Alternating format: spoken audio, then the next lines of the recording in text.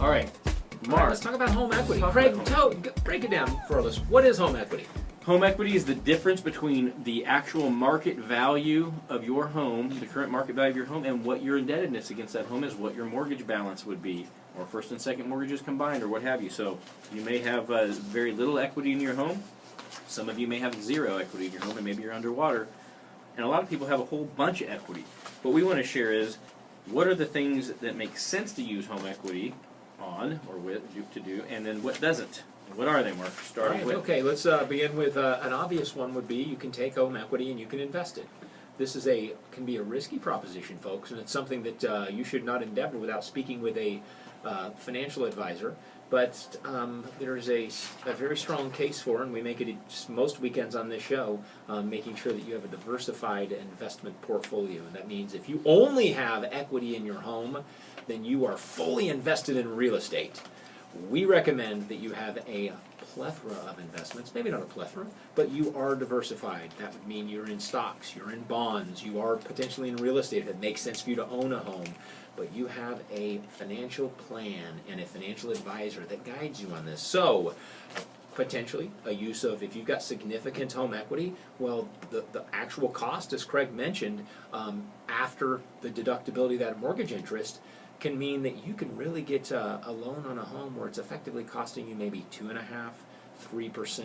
Can you get a higher rate of return by using that equity, by investing that equity in the market or in another investment vehicle? And is it a safe or an investment that you're comfortable with? So that's one. Anything you want to expand on there, Craig, to get it? Nope, it makes sense, folks. Another way is you can use home equity to renovate. Often, do the math on it. And when we tell you, if you're going to consider buying a home that better meets your needs, can you take the home you're in and more cost effectively convert it to meet your needs? So you can use home equity to make improvements to your home. A big consideration here on this one, folks, is take a look at the area that your current home is located. If it takes you downgrading school districts or downgrading certain amenities or features or points of interest of a particular town you would have to move to get the quote-unquote home of your dreams or a home that's better suited for you, it really makes sense to do those renovations sometimes when you're in an area where there's a lot of appreciation and it's a very desirable area. You're creating a more desirable home within that desirable area by renovating the home you have. You get a better return on your investment oftentimes. So location is a big one on this.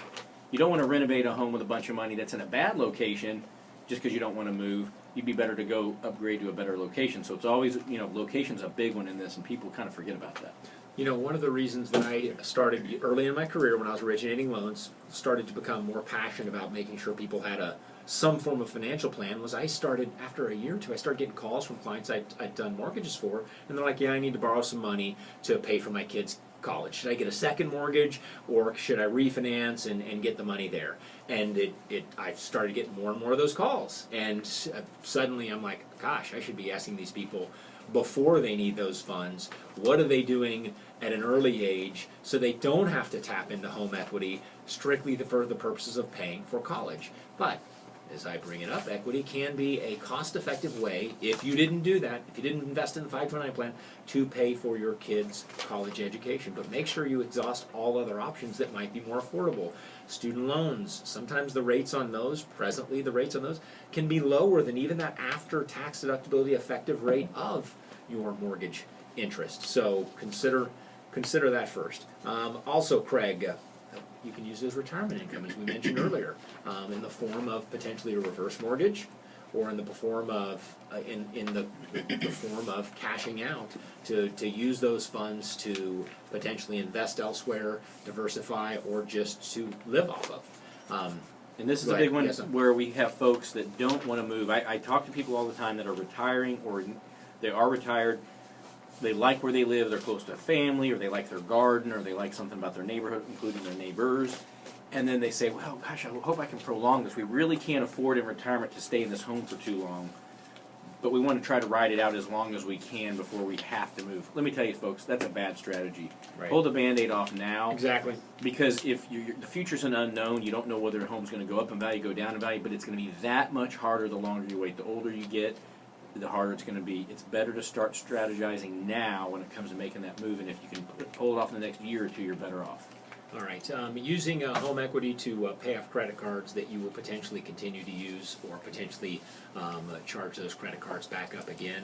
Not a good strategy. In fact, that's not a strategy. That's a Band-Aid. That's a failure to have a strategy. That's right. Can you do it? Yes. Do we recommend you do it? No.